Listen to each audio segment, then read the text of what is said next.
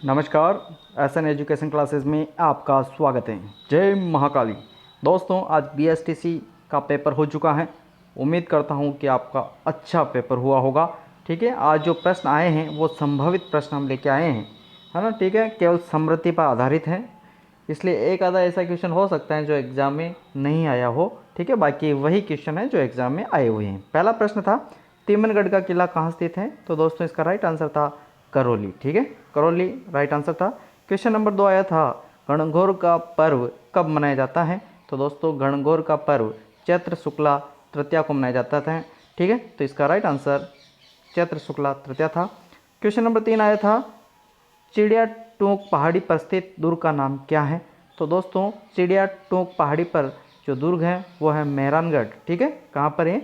जोधपुर में। ठीक है, क्वेश्चन नंबर 4 आया था, जैसलमेर दुर्ग का निर्माण किसने करवाया था? तो जैसलमेर दुर्ग का निर्माण करवाया था दोस्तों जैसल भाटी ने। ठीक है, अगला प्रश्न आया था क्वेश्चन नंबर 5, राजस्थान राज्य महिला आयोग की स्थापना कब की गई? तो राजस्थान राज्य महिला आयोग की स्थापना 15 मई 1999 को की गई थी। ठीक है, अगला प्रश्न था दोस्तों आपके, राजस्थान राज्य अभिलेखागार कहाँ स्थित है? तो इसका राइट आंसर था दोस्तों बीकानेर। ठीक है, राजस्थान राज्य अभिलेखागार कहाँ स्थित है? बीकानेर में। अगला प्रश्न आया था आपके, राजस्थान में प्रथम पंचवर्षीय योजना की समयावधि क्या थी? तो पंचवर्षीय योजना की प्रथम पंचवर्षीय योजना की जो समयावधि थी दोस्तों 1951 से 1956। ठीक है, 1951 से 1956। अगला प्रश्न था, मांदल क्या है? तो दोस्तों मांदल एक वाद्य यंत्र है। क्या है? मांदल एक वाद्य यंत्र है। आपने सही किया होगा। क्वेश्चन नंबर 9, राजस्थान की अणु नगरी किसे कहा जाता है? तो इसका राइट आंसर था दोस्तों राउतभाटा चित्तौड़गढ़। ठीक है, राजस्थान की अणु नगरी किसे कहा जाता है? राउतभाटा, जो कहाँ पर है? चित्तौड़गढ़ में। अगला प्रश्न था, रणकपुर का जैन मंदिर कहाँ स्थित है? तो कहाँ पर है ये? पाली में। अगर खंबे पूछे हो तो 1444 इसमें खंबे हैं। ठीक है, अगला प्रश्न था, वाल नृत्य किस जनजाति का है?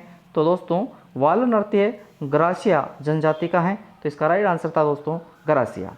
अगला प्रश्न पूछा गया था, एक ही आंदोलन का प्रणेता कौन था? तो दोस्तों एक ही आंदोलन का प्रणेता था मोतीलाल तेजावत। ठीक है, इसका राइट आंसर मोतीलाल तेजावत था। अगला प्रश्न है, विजय सिंह पति के बचपन का नाम क्या था?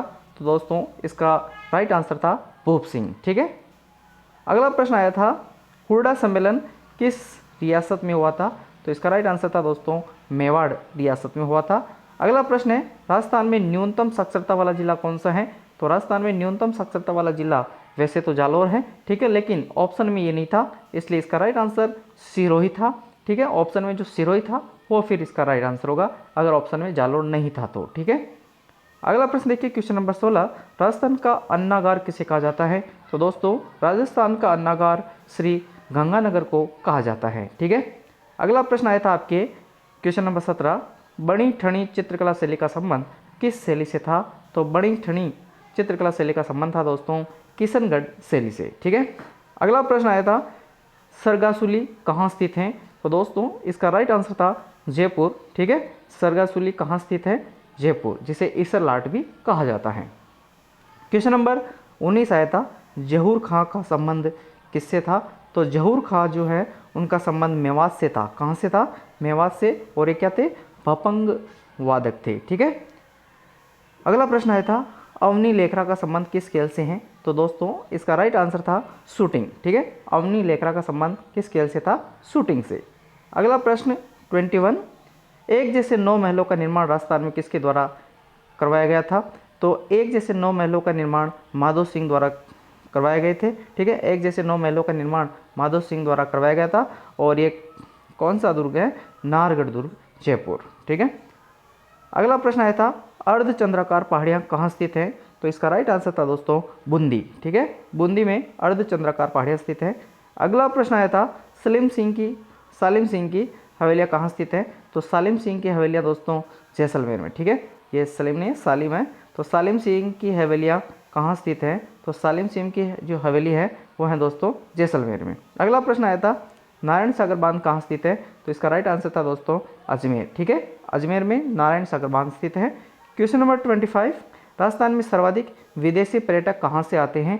तो राजस्थान में सर्वाधिक विदेशी पर्यटक दोस्तों फ्रांस से आते हैं। कहाँ से आते हैं? फ्रांस से।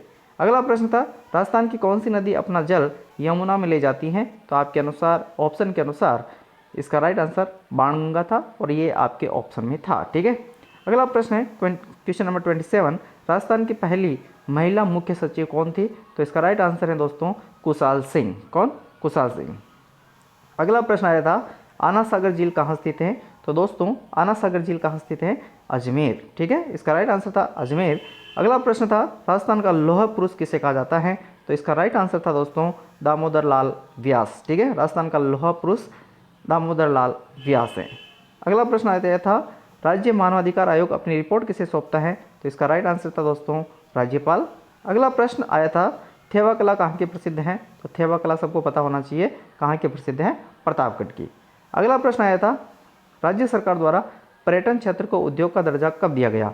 तो राजस्थान सरकार द्वारा पर्यटन क्षेत्र को उद्योग का दर्जा 1989 में दिया गया था मोहम्मद यूनुस समिति के सिफारिश पर। ठीक है, अगला प्रश्न आया था अंगरखी क्या है? तो अंगरखी एक वस्त्र है, ये आपके ऑप्शन में था।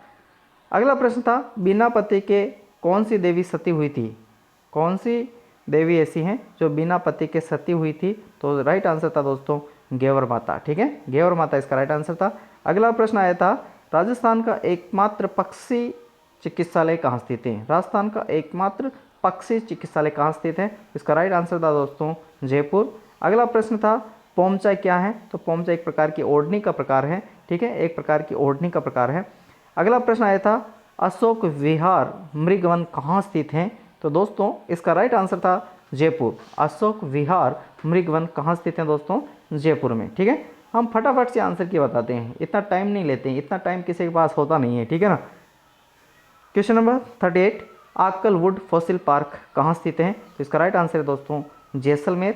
क्वेश्चन नंबर 39 बच्चों की संरक्षिका देवी के नाम से किसे जाना जाता है? तो बच्चों की संरक्षिका देवी के नाम से शीतला माता को जाना जाता है। अगला प्रश्न आया था राजस्थान में पहली वंदे भारत ट्रेन का शुभारंभ कहाँ से हुआ था? तो इसका राइट आंसर है दोस्तों अजमेर। ठीक है, कहाँ से हुआ था? अजमेर से। अगला प्रश्न था पशु पक्षियों को महत्व देने वाली चित्रकला शैली कौन सी थी? तो इसका राइट आंसर था दोस्तों बूंदी। ठीक है, क्या था? बूंदी। अगला प्रश्न है भारत की संसद में राजस्थान से कितने सदस्य चुनकर जाते हैं? तो 35। अगर राज्यसभा से पूछे हो तो आपको 10 करना था और लोकसभा से पूछे हो तो आपको 25 करना था। अगला प्रश्न है राजस्थान में टंगस्टन उत्पादन का प्रमुख स्थान कौन सा है? तो इसका राइट आंसर था दोस्तों डेगाना नागौर। ठीक है, अगला प्रश्न आया था अच्छा प्रश्न था माही महोत्सव का आयोजन कहाँ होता है? तो दोस्तों माही महोत्सव का आयोजन बांसवाड़ा में होता है। ठीक है, अगला प्रश्न आया था question number 45 footwear design and development institute Rajasthan में कहाँ स्थित है? तो इसका राइट आंसर था दोस्तों जोधपुर। अगला प्रश्न राजस्थान का राज्य खेल कौन सा है? तो इसका राइट आंसर था दोस्तों बास्केटबॉल। क्वेश्चन नंबर 47 राजस्थान में प्रथम परमाणु परीक्षण कहाँ किया गया? तो इसका राइट आंसर था दोस्तों पोखरण जैसलमेर। ठीक है, अणु नगरी पूछा होगा या फिर ये प्रश्न पूछा होगा, दोनों में से एक प्रश्न आपके एग्जाम में पूछे गया था। अगला प्रश्न आया था मालासेरी में स्थित पेनोरमा का संबंध किस लोक देवता से है? तो इसका राइट आंसर है दोस्तों देवनारायण जी। अगला प्रश्न है राजस्थान में डाकण प्रथा पर प्रतिबंध कब लगाया गया? तो 1853 में स्वरूप सिंह ने इस पर प्रतिबंध लगाया था। अगला प्रश्न आया था अलगोजा क्या है? तो अलगोजा एक सुशीर वाद्य यंत्र है। ठीक है, एक और प्रश्न शायद ये आया था आपके वाकल माता का मंदिर या जिसे हम वीरात्रा माता का मंदिर भी कहते हैं वो कहाँ पर है? बाड़मेर में। ठीक है, तो ये सीधी बात 9 बकवास वाला वीडियो था। वीडियो कैसा लगा? अच्छा लगा लाइक शेयर सब्सक्राइब जरूर करें। ठीक है, मिलते हैं नेक्स्ट वीडियो में। धन्यवाद।